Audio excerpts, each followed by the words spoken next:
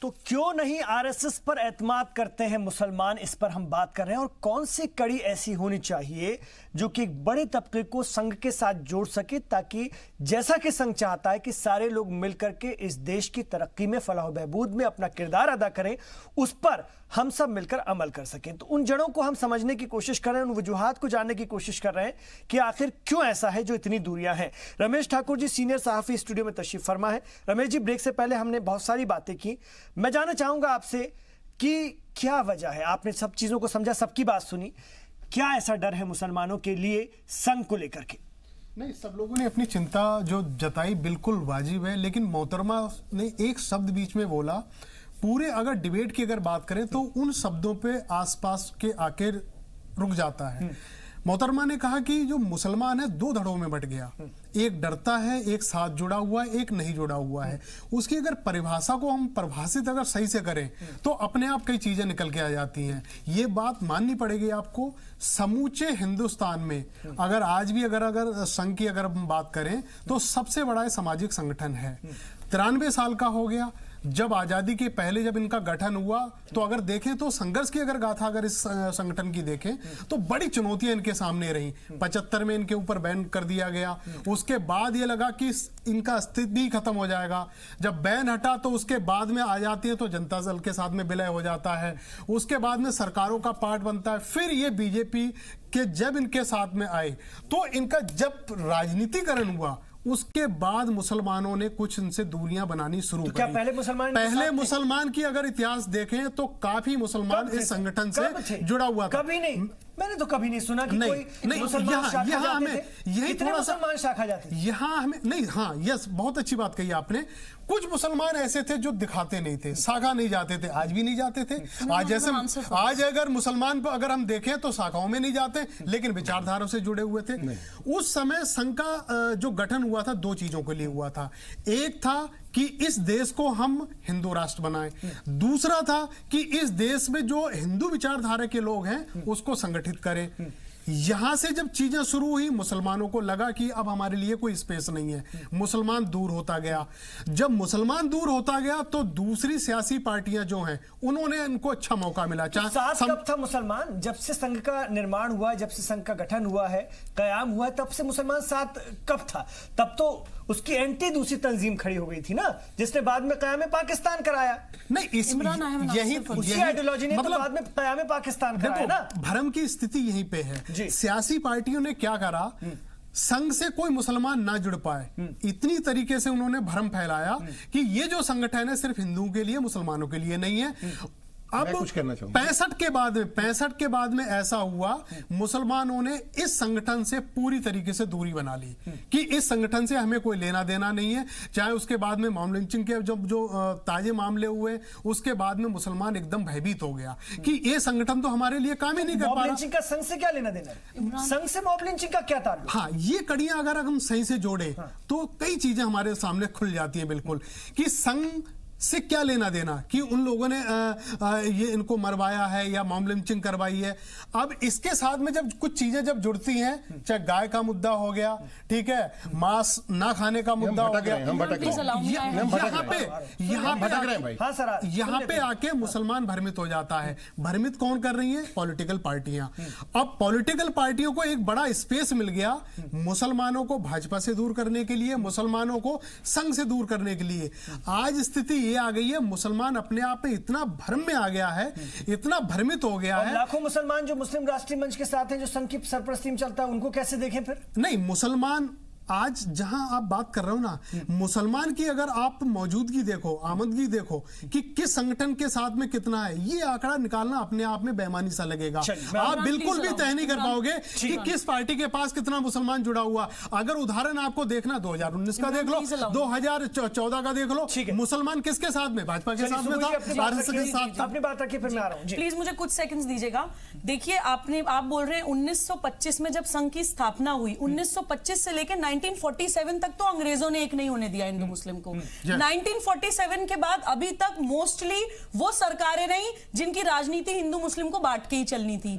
तो ये भी एक बहुत बड़ा रीजन रहा है जो मुसलमानों को संघ से दूर रखा गया है। हालांकि आपकी उस बात को मैं अभी बताती हूँ कि मैं इत्तेफाक रखती हूँ कि पिछले कुछ सालों में संघ के जो बहुत ऑनरेबल लीडर है माननीय इंद्रेश कुमार जी, उनकी सरपरस्ती में जो मुस्लिम राष्ट्रीय मंच चल रहा है उससे लाखों की तादाद में हिंदुस्तानी मुसलमान जुड़े हैं। इसको भी हम डिनाई नहीं कर सकते हैं। तो राष्ट्रवादी मुसलमानों को एक करने में उनका भी बहुत बड़ा योगदान है और वो संघ के ही है। दूसरा, एक संघी वर्ड जो आप बार बार सवाल पूछना चाह रहे हैं, मैं आपको इमरान बताती हूं कि ये जो तथाकथित कुछ पार्टियां जो पिछले 70 सालों इस देश पे राज किया है, जो सिर्फ सत्ता की भूखी हैं, उन्होंने कुछ वर्ड्स ऐसे कॉइन करे अपनी राजनीति चलाने के लिए। एक वर्ड उन्होंने कश्मीरियत कॉइन किया। कश्मीरियत जो एक पॉजिटिव टर्म था, जो एक सूफिज्म और हिंदुइज्म और सारे कल्चरलों को जो मिंगल करने वाला एक वर्ड था, उन्होंने उसको एक पॉलिटिकल वर्ड बना के इस्तेमाल कर दिया। कश्मीरियत को भी एक नेगेटिव वर्ड बना दिया। ऐसे ही संघी जो एक पॉजिटिव वर्ड था, उन्होंने मुसलमानों के दिमाग में डर डालने के लिए उस संघी वर्ड को एक नेगेटिव वर्ड बना दिया, उसको एक ऐसे एक कट्टरवादी वर्ड की तरह इस्तेमाल करने लगे। और लोग आप लगातार इमरान, आप पत्थर के ऊपर बूंद बूंद बूंद बूंद पानी भी डालते रहेंगे, उस पर भी निशान पड़ जाता है। तो जब लगातार कोई चीज डाली जा रही है एक तबके के दिमाग में, तो उनके दिमाग में ये बात पड़ जाती है। हालांकि अब क्योंकि सपोर्टिंग गवर्नमेंट है, हम लोगों के सामने सच्चाई आ रही है। देखिए इमरान सावरकर जी की किताबें, उनके बयानात, हालांकि वो संघ से जुड़े सीधे तौर पर नहीं थे, लेकिन संघ ने कभी भी उस बात की मुखालफत नहीं की, बल्कि कहीं ना कहीं हिमायत ही की। जिस तरह की बातें उनकी मुसलमानों को लेकर थी, आजादी के बाद इस देश के मुसलमानों को लेकर कि उन पर एतमाद अब नहीं करना चाहिए, उसको इमरान जी इसका जवाब में डिबेट मुसलमान कैसे यकीन करें? इमरान जी इसका जवाब में डिबेट के शुरू में ही दे चुकी हूँ कि इस तरह की जो भी बयानबाजी हुई होंगी, मैं बिल्कुल गारंटी के साथ कह सकती हूँ कि वो सिर्फ दहशतगर्दी वाली, सियासत वाली, हुकूमत वाली और डर फैलाने वाली इस्लामिक संगठनों के और उनके खिलाफ कही गई होंगी, जिन्होंने देश का जो मुसलमान पाकिस्तान के साथ जाके खड़ा हो गया, तो फिर आज मुसलमान पे तो हम मुसलमान भी भरोसा नहीं कर सकते। जो दारा शिकोह की विचारधारा के लोग हैं वो हमारे साथ आओ, औरंगजेबी लोगों से हमें सुनिए इमरान जी, यही मैं बोल रही हूँ। अगर आपकी विचारधारा इब्राहिम गारदी वाली है, ब्रिगेडियर उस्मान वाली है, एपीजे कलाम वाली है, अशफाक उल्लाह खान वाली है, ये भी तो कोई हिंदू आपके खिलाफ नहीं बोल सकता। इमरान जी, मैं सुबह मैम की बात को आगे बढ़ाते हुए मैं कहूंगा, जो मातृभूमि और पुण्य भूमि की बात जब कर रहे थे सावरकर जी, तो वो इस कॉन्टेक्स्ट में कर रहे थे जैसे वो वहां पर खुद टर्की में वहां के खलीफा को जब भगाया जाता है, वहां के टर्की के खुद मुसलमान नहीं चाहते कि वो बने रहे, यहाँ पर खिलाफत शुरू होती है। उसी चीज को लेकर के देश में जिस प्रकार से दंगे और भड़कते हैं, और साथ ही में वो जो एक हिंदू मुसलमान का विरोधी माहौल बनता है, और उसमें जो ये सारी चीजें बनती है, उस कॉन्टेक्स्ट में वो मातृभूमि और पुण्य भूमि की बात करते हैं और वो हिंदुत्व की मुझे कुछ कहने का मौका दीजिए। इसलिए वो जो लोग, सावरकर ने खुद ने ये कहा है कि जो लोग इसी भूमि को अपनी भूमि मानते हैं, यहाँ के साथ उनकी निष्ठा है और यहाँ के लोगों के साथ उनका अस्तित्व जुड़ा है, ये मानते हैं। फिरोज साहब, मुझे पता है कि आप फिर संघ के फेवर में बहुत अच्छा बोलेंगे, लेकिन इस देश के मुसलमानों को इस बात का भी खौफ है, फिरोज साहब, इस देश के मुसलमानों को सुन लीजिए, इस बात का भी खौफ है कि असम में एनआरसी हो गया है, बाकी हिस्सों में भी एनआरसी होगा, और कहीं ना कहीं ये संघ की सोच भी रही है और उसके इंस्ट्रक्शन पर चलने वाली सरकार की सोच भी रही है। मैं इसके बिल्कुल खिलाफ में बोलूंगा। एनआरसी का मुसलमानों से कोई संबंध नहीं। सुनिए एक सेकंड, एनआरसी का भारतीय मुसलमानों का कोई संबंध नहीं, एनआरसी का भारतीय मुसलमानों से कोई संबंध नहीं। हम भटक जाएंगे, लेकिन यहाँ पर ये बहस भटक जाएगी। नहीं, ये बहस भटक जाएगी, वाले बना रहे ना। नहीं सर, ये बहस भटक जाएगी। इमरान साहब बिल्कुल सही कह रहे हैं, बहस भटक जाएगी। बहस नहीं करूंगी, बहस को मत बताइए, बहस को मत बताइए उनको, क्योंकि इलीगल इमिग्रेंट्स के वोट पे उनकी राजनीति चलती है।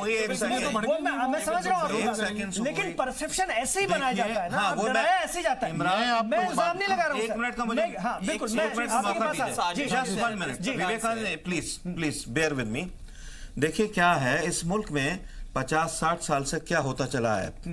यहाँ पर क्या होता है, गद्दी की राजनीति के लिए कांग्रेस ने मुसलमानों का इस्तेसाल किया, ठीक है, और किसी ना किसी तरह से उनको वो बहला के फुसला के संघ से डरा के बीजेपी से डरा के वो पावर में रहते चले आए, और मुसलमान भी उनके ऊपर यकीन करके उनको ऐसे वोट देते चले आए कांग्रेस को या the so called secular parties को, जैसे कुरान में लिखा हो कि ऐ मुसलमानों कांग्रेस को वोट दो, ठीक है, या अल्लाह मियां ने कहा हो कि कांग्रेस को वोट दो। उन्होंने भरोसा करके कांग्रेस को वोट दिया 60 साल कांग्रेस ने क्या किया? कांग्रेस ने उनके हाथ में कचकोल दे दिया, ठीक है, सच्चर कमेटी दे दी, श्री कृष्णा कमीशन दे दिए।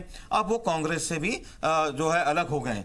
मेरे कहने का मकसद ये है कि एक हकीम ने आपका इलाज किया 50 साल, उससे कुछ भी नहीं हो पाया, तो भाई एक वैद्य को 5-7 साल इस्तेमाल करके देख लो।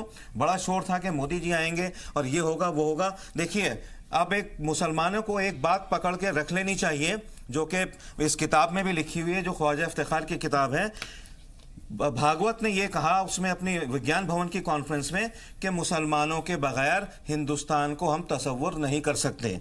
दूसरी बात, मोदी जी ने भी ये कहा था अपने, जब वो सेकंड टर्म में जीत के आए थे, अपने कार्यकर्ताओं से बात कर रहे थे कि मुसलमानों के साथ नाइंसाफी हुई है। अरे भाई, आपकी बात कर रहे हैं तो आप उनसे चिपट जाओ, लिपट जाओ कि भाई सरसंघ चालक, आपने बिल्कुल सही बात कही है, हम आपके साथ आना चाहते हैं। अरे भाई, आप ये मुसलमानों को भी सोचना चाहिए, नई राजनीति है, नई सियासत है। मोदी आपको अपने पास लाना चाह रहे हैं, जोड़ना चाह रहे हैं। संघ वाले, सरसंघ चालक आपको जोड़ना चाह रहे हैं, मोहन भागवत, तो आप उनसे दूर क्यों रह रहे हैं? उनको भी मौका दीजिए ना। आपने 60 साल आपने कांग्रेस को मौका दिया, उनसे जुड़ के तो देखिए ना। अच्छा बोल रहे हैं सर, लेकिन 1925 में संघ का कयाम हुआ था ना, और 2002-3 में मुस्लिम राष्ट्रीय मंच का कयाम हुआ था। इतना बड़ा वक्फा क्यों लग गया? एक बात कह के मैं फिर बाद में नहीं बोलूंगा। सुनिए, सबूही ने एग्जाम्पल दिया इंद्रेश कुमार जी का। इंद्रेश कुमार जी कश्मीर में 10-12 साल से काम कर रहे हैं और बेतहाशा उनकी मुसलमानों में इज्जत है। इतनी उनकी गैर मुस्लिमों में इज्जत नहीं है जितने कश्मीर के ऑल ओवर इंडिया के मुसलमान उनकी इज्जत करते हैं। मृदु भाषी हैं, बड़ी मीठी जबान है। तो ये कहने का मकसद ये कि संघ के जो नेता हैं, कम से कम उनको भी आजमा के देखो। आप आजमा, ठीक है। वक्त क्यों लग गया सर? 1925 में संघ बनता है और 2003 में मुस्लिम राष्ट्रीय, 2-3 में मैं कह रहा हूं ना, दोनों तरफ कमी है। संघ को भी अब खुल के आ जाना चाहिए, मुस्लिम बस्तियों में जाना चाहिए, अपने लोगों को भेजना चाहिए, भाई हम तुम्हारे दुश्मन नहीं हैं, हम आपका गला नहीं काटेंगे, हम आपकी भलाई के लिए हैं, हम आपके मदरसों में कंप्यूटर देंगे। जैसे मोदी जी ने कहा था, एक हाथ में कंप्यूटर, एक में कुरान। तो मुसलमानों को भी समझना चाहिए, 2 कदम वो आगे बढ़े, 3 कदम संघ आगे बढ़ेगा, तो ये मिलजुल के ही काम होगा। देखिए, अगर ऐसे नहीं हुआ तो इस तरह से मुसलमान जो है उसमें रहेगा, घाटे में रहेगा, आगे नहीं बढ़ पाएगा। एक बात कह के बात को खत्म करूंगा। मैं सेब ले रहा था अपने मोहल्ले में जाकिर नगर रोड पे, बात पता नहीं क्या हुई, उसने मुझे टीवी पे देखा होगा, कहने लगा भाई आप तो मोदी के बड़े हक में बोलते हैं। मैंने कहा क्या बुराई करता हूं, मेरा प्रधानमंत्री है, मैं तो बोलूंगा उसके हक में। कहते हैं हम तो बिल्कुल नहीं बोलेंगे। मैंने कहा आपका क्या ले लिया, आपका ठेला लग रहा है यहाँ, आप रोजी रोटी कमा रहे हो, आप क्यों नफरत कर रहे हो मोदी से, क्यों बुरा कह रहे हो? तो हमें थोड़ा सा ये दोनों तरफ से आगे बढ़ना होगा। हमें भी आगे बढ़ के कहना होगा कि मोदी हमारे जो है प्राइम मिनिस्टर है, भागवत है, वो भी इंसान है। मोहब्बत से बात करोगे, इंसान मोहब्बत से जीता जाता है, नफरत से कभी नहीं जीत सकते। इससे मुझे लग रहा है उनका नजरिया भी बदला होगा। जब आपने उनको कहा होगा एक मुसलमान जब दूसरा मुसलमान जैसा, तो नजरिया बदलता है। कृष्ण जी, मैं आपके पास आ रहा हूं। एक वक्फे का और मुझे यहां पर इशारा किया जा रहा है, एक ब्रेक में लूंगा, लेकिन यह भी एक बड़ा सवाल है, इस पे इसके बाद आकर बात करेंगे। मुसलमानों को क्यों लगता है कि पूरी पहचान ये संघ के लोग हमारी बदल देंगे अगर ये फुल फ्लैश आ गए?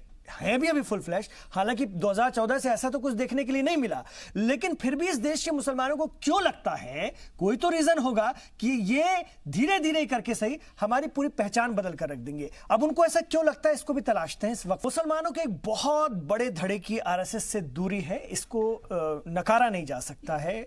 आप इस पर कितने भी मुलम्मे चढ़ा लें, कितनी भी, जैसा कि बात हो रही थी, स्टूडियो में बैठकर बड़ी बड़ी बातें कर लें, लेकिन सच्चाई कोसों इससे दूर है।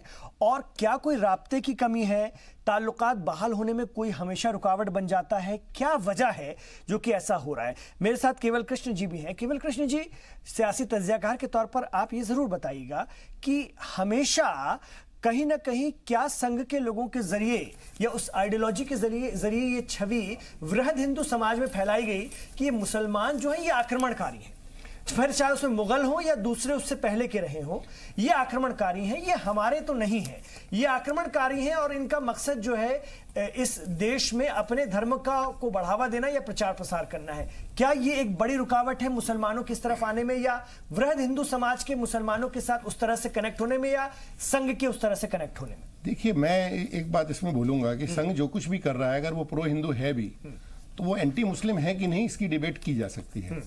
शुरू में 47 से लेके बहुत आगे तक हिंदू राष्ट्र होता था। धीरे धीरे संघ की समझ में आया कि हिंदू राष्ट्र चलने वाला नहीं है। जी। आपको याद कराता हूं, शिवसेना ने भी पहले मराठा मानुस चालू किया था। फिर धीरे धीरे उनकी समझ में आया कि यहाँ की जो डेमोग्राफी है महाराष्ट्र की वो बदल चुकी है, तो वो भी मराठा मानुस से हिंदू मानुस की तरफ आए जी। नेशनल लेवल पे संघ और बीजेपी को ये रियलाइज हुआ कि हिंदू राष्ट्र चलने वाला नहीं है, तो उन्होंने राष्ट्रवाद लाए कि वो मुसलमान जो राष्ट्र की इज्जत करता है, राष्ट्र के लिए कुछ करना चाहता है, अब्दुल कलाम साहब जैसे लोगों को आगे लेके आए और उन्होंने बोला कि नहीं, अभी राष्ट्रवाद मुख्य धारा है, हिंदू और हिंदुत्व मुख्य धारा नहीं है। मतलब अगर उनके पीछे थी भी तो वो राष्ट्रवाद को आगे ले आए जी। आप दो बातें रमेश जी ने बोली, मैं दोनों को आपको बताना चाहता हूं। ये बात सच है कि आज जब आपने ये सवाल छोड़ा था पिछले ब्रेक पे कि मुसलमान को क्या सताता है, तो मेरा अपना एनालिसिस ये है कि एक प्रिविलेज्ड और लाडले वोटर से दोयम दर्जे के वोटर बनने का डर मुसलमान को सताता है। पिछली 6 दशकों से मुसलमान एक प्रिविलेज्ड और लाडला वोटर रहा है पॉलिटिकल क्लास का। जिद्दी लाडला, वो वोट देगा और हम जीत जाएंगे ऐसा समझ के बहुत सी पॉलिटिकल पार्टी ने, चाहे वो सपा हो कांग्रेस हो, उन लोगों ने उनको प्रिविलेज वोटर रखा। वो कुछ गलत भी करें तो उसको संभाल देते थे। अब वो उसको सबसे बड़ी जो दिक्कत है बीजेपी के राज में, उसको दोयम दर्जे का वोटर अपने आप को पाता है। मैं आपको बताऊं, एक सन 75 की बात थी। सन 75 में फखरुद्दीन अली साहब के सेक्रेटरी ने एक बुक में लिखा है कि तिहाड़ जेल की बैरकों में आरएसएस के सारे लोगों के साथ जमायते इस्लामी के लोग कैद में थे आपातकाल के वक्त, और उनकी दोनों की खूब जमती थी।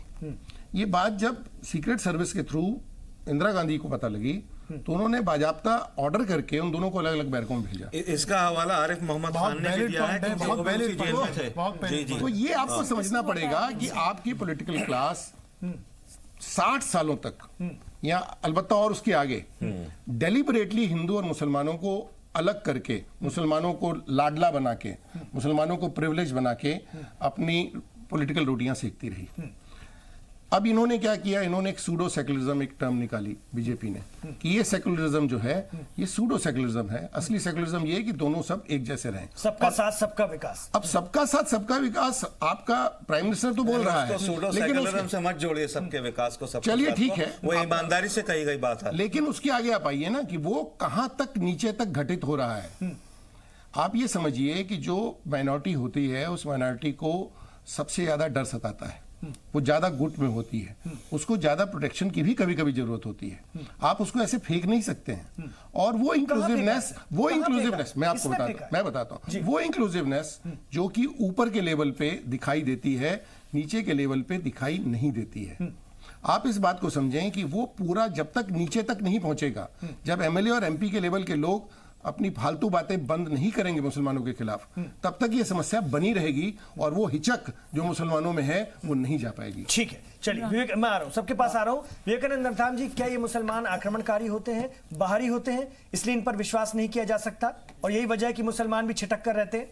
नहीं, देखिए इमरान जी, सबसे पहले तो मैं केवल कृष्णा जी ने जो एक कंपैरिजन ड्रॉ किया है संघ और शिवसेना में, उसे मुझे ऐतराज है। शिवसेना एक राजनीतिक पार्टी है और संघ कोई राजनीतिक पार्टी नहीं है। जब मैं संघ कह रहा हूं तो संघ और बीजेपी को मिला के कह रहा हूं। संघ एक ऐसा संगठन नहीं, देखिए बीजेपी और संघ के स्वयंसेवक कांग्रेस में भी हो सकते हैं, संघ के स्वयंसेवक अन्य पार्टियों में भी हो सकते हैं। संघ एक ऐसा संगठन है कि जिसका मूल उद्देश्य है कि व्यक्ति के चरित्र का निर्माण। सर संघ के कितने स्वयंसेवक कांग्रेस में हैं, मुझे गिन के बता दीजिए। नहीं, हो सकते हैं, आप हो सकते नहीं है, क्या नहीं बताऊंगा मैं, है क्या नाम, मुझे नाम नहीं सर, ये सब ऊपरी बातें हैं सर, ये ऊपरी बातें। संघ में अब संघ में मुद्दा यह है कि अगर आरएसएस कांग्रेस के लोग अगर संघ की बातों को नहीं मानते हैं, उनके जो व्यक्ति और चरित्र निर्माण की बातों पर नहीं चलते हैं, उन उद्देश्यों पर नहीं चलते हैं, तो वहां पर नहीं होंगे शायद। तो वो एक पार्टी विशेष में ज्यादा है, तो आप पार्टी से जोड़ेंगे तो ऐसे